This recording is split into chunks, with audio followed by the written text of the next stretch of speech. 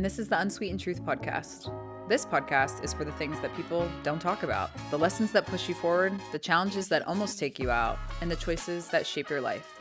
Leadership, work, life, and everything in between. Like hanging out with your big sister and best friend, who also happens to be a boss. Let's talk, grow, and figure it out together. Welcome back to season 2 of the Unsweetened Truth Podcast. My name is Kristen Pucci, and I'm going to be your host for another season. We're so excited to be back. Season 1 was a lot of fun. We had a lot of really interesting guests and a lot of really interesting episodes. We had some tears, we had some laughing. I feel we were all over the spectrum in regards to emotion, all over the spectrum in regards to different types of episodes. And so this season's going to look a little bit different, and I'm so excited that you guys are going to be joining us for another season. So what you'll expect over the next couple of weeks, months, however long this next season is we're only going to have 2 episodes a month. Other piece is I have recently changed, I wouldn't say changed a little bit of my personal branding, but we've been testing a couple things over the last 2 months or so. And mostly on TikTok, we're pulling it over to Instagram, and we're going to incorporate it now into the podcast as well. And that is this concept of me being this big sister, this best friend, and this boss. I hold lots of different roles in my life, and those seem to be the 3 that I get frequently asked questions, advice, wisdom, discernment, whatever it may be. So we're going to incorporate that into the podcast. So we hear you, and we hear the consistency of types of questions, and that's what we're going to create around our podcast. So 1 episode a month is going to be very business-y oriented, and the second is going to be in line more with that best friend, big sister type of advice, because I am just going through life like just everybody else, except I'm willing to have the tough conversations that other people are not. So welcome back to the pod. And before we get started on season 2, we're going to do a recap on all of my favorites from season 1.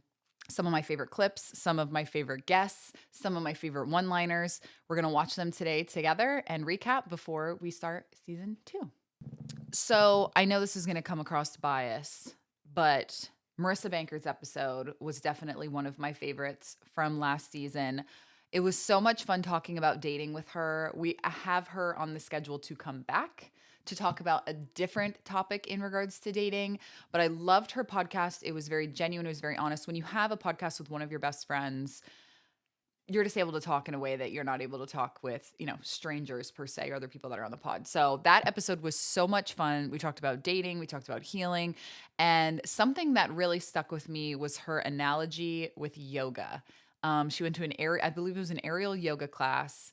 And so we can watch the clip together and talk about it and unpack it a little bit more. The way that I think about it was I did an aerial yoga class earlier this year, and I was talking that to... wasn't one with me. Oh, that was one I was gonna go to. Yes, correct. Oh, we remember that concert? Yeah. That's all right. And so when we did the aerial yoga class, I was talking to the yoga instructor, and I said, I'm not good at yoga. I was like, it's not really my thing. Like, I'm not flexible, I don't think. And she was like, okay. And she was like, well, yoga is a practice.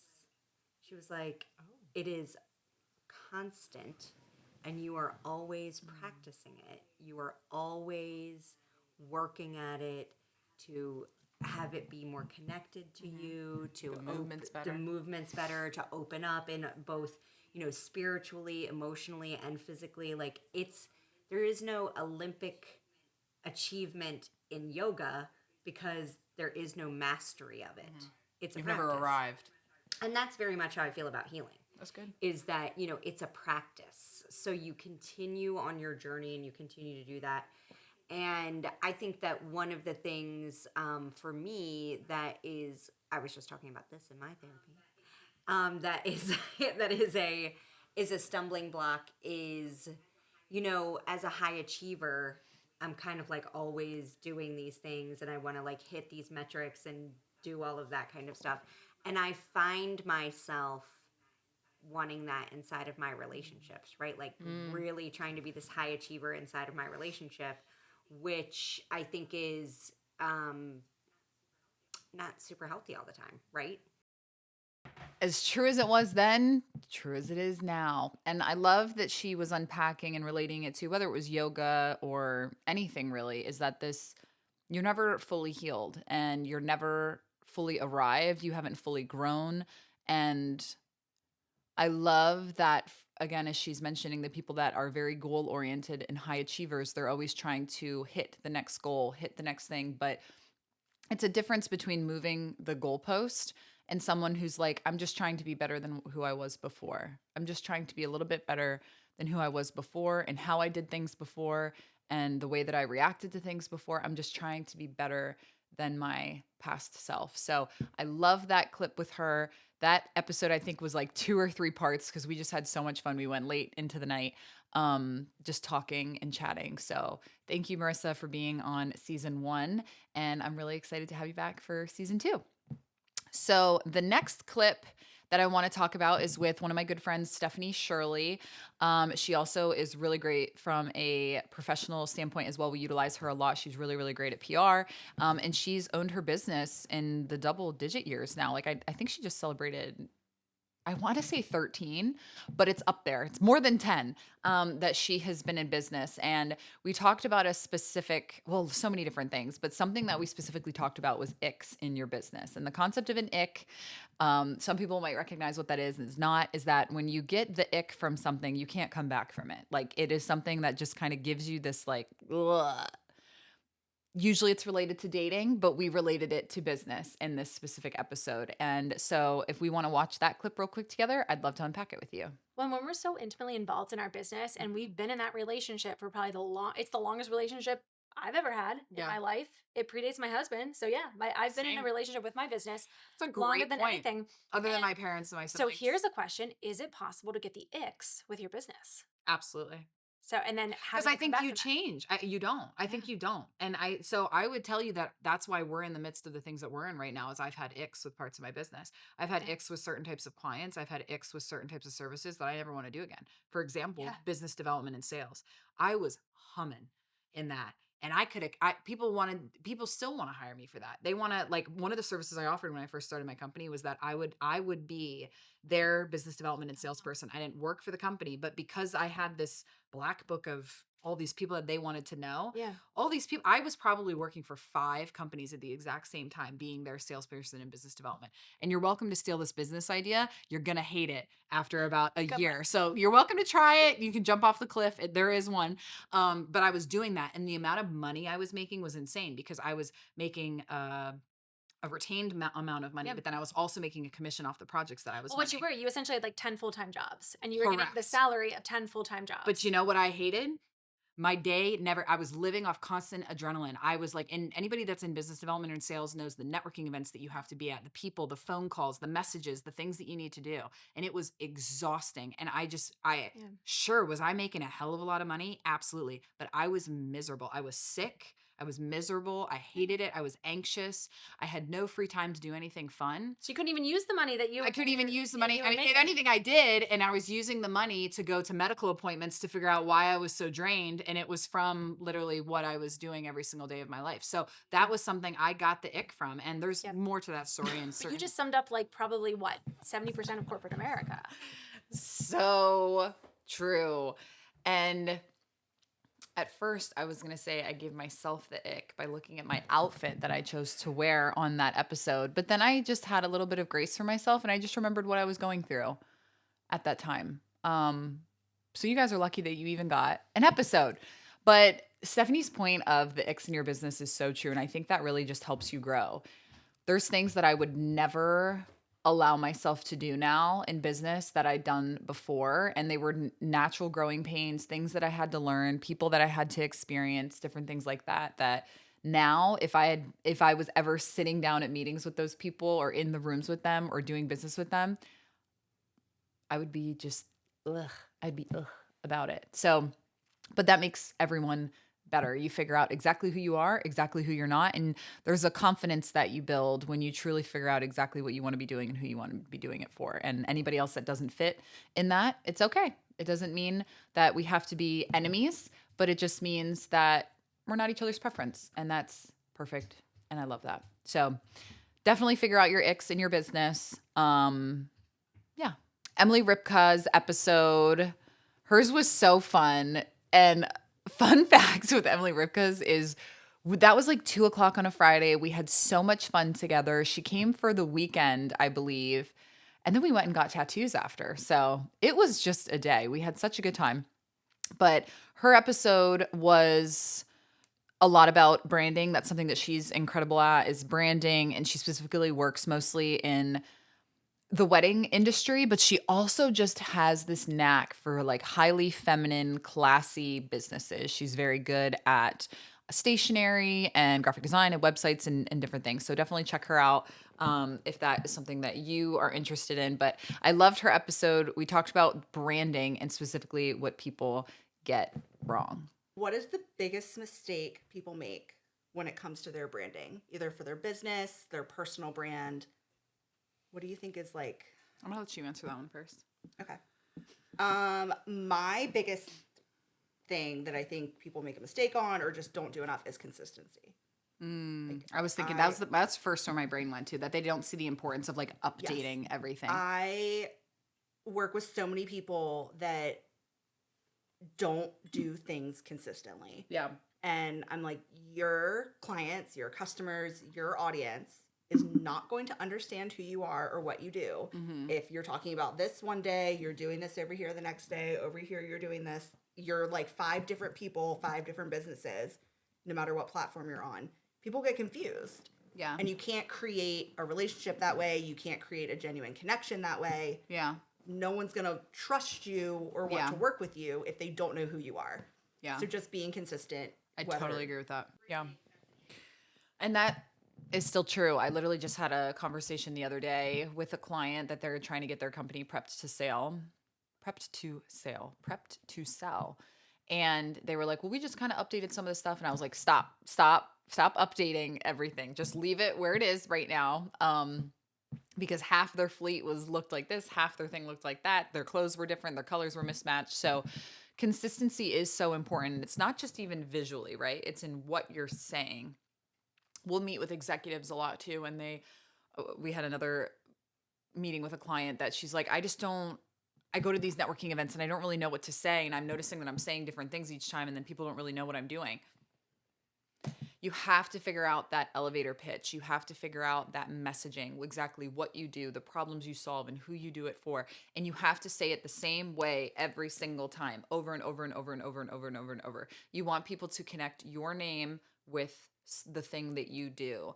And I've had a personal brand longer than I've even recognized having a personal brand, but I used to go out to networking in different places and people would be like, you're the LinkedIn girl, you're the LinkedIn girl, you're the LinkedIn girl. And I'm like, I am the LinkedIn girl, because they just recognized me from LinkedIn. But that's important. You have to connect it. It's like when people go, hey, Xerox this, but it might not even be Xerox, or can you grab me a Kleenex, and it's Puffs, right? So it's really important to have that really strong brand connection and then do it concise, clear, and consistently time and time again. So thank you, Emily. Thank you, Stephanie. Thank you, Marissa. You guys were all incredible to go on the podcast with. And another fun one that we did last season was with my own employees, with Carolyn and Gina. They really wanted to talk about the things that they learned in their 20s and what they thought that their 20s was about. And we just kind of unpacked the 20s. And there's a couple clips that I think are really funny from there. And I know we're going to show one of what we wish we prioritized in our 20s. And I made jokes about like finance and different things, and we'll show you that clip. But another part that I think was really interesting was just people's expectations of their 20s. I think people put so much pressure on themselves, and they're like, this is when it really counts. And this is when I have to figure out what I want to do. And this is when I'm going to like, no. Like, they want to figure out their career. They want to get married. They want to have a first kid. They want to buy a house. They want to do it. It's like, guys, you have so much time to figure it out. I so desperately wanted to be married when I was in my 20s. Did I necessarily want to be married to any of the people that I was dating? No, but I wanted to be married. And I am so thankful now, just turning 32 last week, that I'm not married and I haven't married any of those people, is because I am totally different now than I was at 22, 26, 27, even 29. I'm so different now, and what I wanted then and what I want now and who I am now and who I was then are completely different. So I think that's a really great episode for anybody that's just in their 20s, maybe struggling a bit, and they're hearing from someone in their 30s and also some girls in their 20s. Overall, it was really fun, and it was just fun to be on a podcast with my team. So I really love that. So we'll show you guys that clip next. That you're on the other side of it. Like for me, personal finance. Kristen, I wish you paid a little bit more freaking attention to that. I remember the first time I had to write a check. No idea. And Steve, my dad, was like, "You don't know how to write a check?" And I'm like, "When did I have written a check? Like, what are you talking about? Yeah. Everything's and you learn cursive for what? No, like, really. do you know what I mean?" Yeah. So I feel like for me, it's some of those things that like personal finance, I wish I paid more attention to. Like, what is that for you guys? What did you wish that you were like, dang, I learned this the hard way? Or even if it was going and experiencing more things too. Because that's something that I am very proud of, is that I feel like I said yes to too much. I burnt myself out. But I also, I could die tomorrow and I'd be like, you lived. Yeah. You've lived. Do you want to go? Ooh. I would say there was a lot holding me back at There's that a lot time holding- in my life. There was. And Ooh, should we talk about that? I think that's Speak very on it. real though. So like my brother went to school in a relationship. People go to college in relationships, and that drastically affects your experience. I don't think we have to go into I all wish the I other- just would have went to college not in a relationship, honestly, because I felt like that, and part of that's like your own doing, right? Of Like course. No one. Well, But I think it's hard to say no one held a gun to your head. it's hard to experience your life when you're like changing, when you feel like you're not allowed to be different. Like you go to college and you're like, I'm gonna be this new person, I'm gonna make these new friends, and I just feel like that was not what happened for me. I wish I was more like open to doing things and like more. Do you think that was because of the relationship you were in, or was it just your personality? No, I think it was the relationship I was in, and I think I was not just in a good place, like overall, not confident. So you didn't want to put yourself out there. Didn't want to put myself out there. Didn't feel like there was a point. You know what I mean? Like I was just in such a So I wish. Yeah, college would have been very different I think for just in general, just that piece of it. Yeah. Just being more open to. So I'm gonna say it because you didn't, but I'm gonna say it. I would recommend, unless you are absolutely certain about the person that you're in a relationship with. In your 20s, you probably think I'm going there. Absolutely certain. I'm getting there. You are young. Yeah. Not counting out that young people cannot be in love. I absolutely believe that you can. However, I truly believe if you're meant to be, you'll circle your way back. But I truly think for your teens and your 20s, you can date here and there and whatever. But these long relationships, especially ones that you're not incredibly happy in or whatever, I know it's hard. Being in the relationship is hard. Breaking up is hard. But I would really recommend, those are the years that you need to learn about yourself and who you are and what you like and what you don't like and the decisions that you want to make and whatever. And if you are doing that in a relationship with somebody else, one that you might not even like very much, you need to get out of it. You need to choose yourself, and you need to choose how to live life on your own, because I would absolutely agree. I think it affected you. Yeah. Yeah. What was yours? I don't know.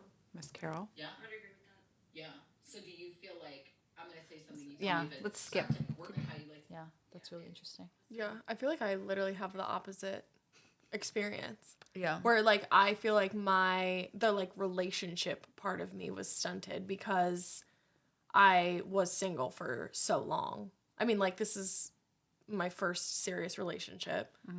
And and like before that, it was kind of touch and go. But it was only yourself. Yeah. You only had to be worried about yourself. Yeah, but I think that like even being in a relationship for the past year-ish, it's just been interesting to see myself in a relationship because it's the first time I'm experiencing any of that. And I do feel like I was like somewhat stunted when I was dating before I met Zach, because I would be like, yeah, I think this is what I want. But I had no idea because I just had never had the experience with like a healthy relationship. And then once you're actually like in it, then you realize how unhealthy all the other ones were. Seriously. But For sure. But it's just interesting, like on the stunted thing. I think it's interesting watching us that all of our dating history is drastically different. Like Gina is somebody who's had like very long-term relationship, not many, but a lot of very long-term relationships. Carolyn's somebody who hasn't really had that many relationships at all. And now she's in a long-term relationship. And I'm someone that like, I have had a handful of a lot of different relationships, but they've only, if I don't want to be somewhere, I get out of it real quick. So it's one of those situations that it's like, I saw what I saw and I'm good. I don't need someone to show me multiple times who they are, right? So mine has been a little bit different, that I tend to have, dated since high school and in college and whatever. And I just dated a bunch of different people and just different walks of life, different types of people, different ages, different, just different. And I really, I learned a lot from all of it. So I think there's pros and cons to taking all of those different types of approaches, and that's what you can see. And I think just the major takeaway that I want to double down on again is those experiences, like if you are going international, right? Like you study abroad or you go to college or you're doing something.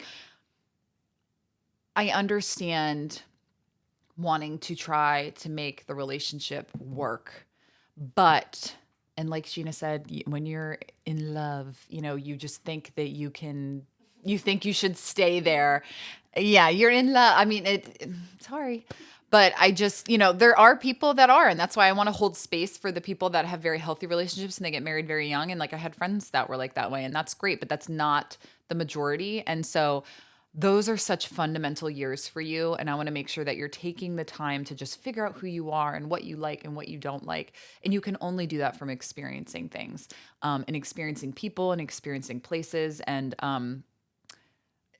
maybe you don't need to do quite as much as your big sister, right? I feel like I've almost experienced a few too many things. I could have put in a couple of things on the shelf, but at the end of the day, it's good to know exactly who you are and what you like, and move forward with that. So that was such a fun episode. So thank you to Carolyn, Gina, for being on that podcast. That was very fun, very wholesome. We're all like cuddled and nestled on the couch. So it was very cute. So that one was very, very fun. So I also had a couple other episodes that I really, really liked. Kate Kohler's episode was fun. Claudia's episode was a lot of fun. Trying to think of all the different. Anne's episode was fun. We had so many different episodes. My dad's episode was fun. That was so interesting, talking with my own father about just dynamics. I had gotten a lot of feedback on that episode that a lot of people were like, I'm working with my dad or I'm working with my mom and my siblings, and I see what you're saying and I see why it's difficult. So I loved those episodes. I feel like we had a lot of breakthroughs in other people and also in myself. And the episode that I have to say that just took the cake, okay? It was the reel that did the best on Instagram. It was the funniest thing, and I don't think had any topic in mind for our podcast, but that was with my other really good friend, Jessica Tilley, and her explaining if she was a sandwich, what type of sandwich would she be? So let's go ahead and play that clip. Here's the first one. If there was a sandwich named after you, what would be on it? Oh, I already know what would be on mine. I'm ready. It would be obviously like a roll. This is like my go. We can make an entire gif out of just a roll. This is my go-to. I don't even remember what was on it. This is my go-to. Obviously, it'd be bread. What's so funny about it? It'd be a roll. Bread. Obviously a roll. A roll. Is that obvious? It'd be a roll. So I would say, my this is God. my go-to order if I'm ordering a sub from somewhere, like whatever, like Wawa. A roll. On a roll. On a roll. Toasted with mayonnaise. Turkey. Cheese. Cheese can either be cheddar, provolone. White cheddar? Orange cheddar? Doesn't matter. I'm good with either. Oh, is there? I didn't even know there was a preference. or You like a like difference. tang, so you probably like white. Okay, Little then so sharp- all right, little little sharpness to it. little sharpness.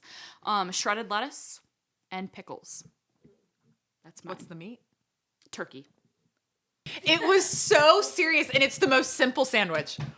It is the most simple sandwich. I was expecting some creation, and it was just a simple turkey sandwich. That was the funniest thing. That episode was so much fun. Okay, that episode was so much fun, and Jess and I tried to record another episode, didn't work out. We were tired. It was on a Friday. Like, we just shouldn't have done it. But the concept of playing the board game on the podcast was absolutely hysterical. Isn't that when we played the You Think He's a 10 or something? Okay, hysterical. You got to play that with your girlfriends.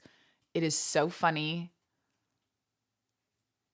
It's just one of the funniest games ever. So, Jess, thank you so much for making me laugh until I literally cried.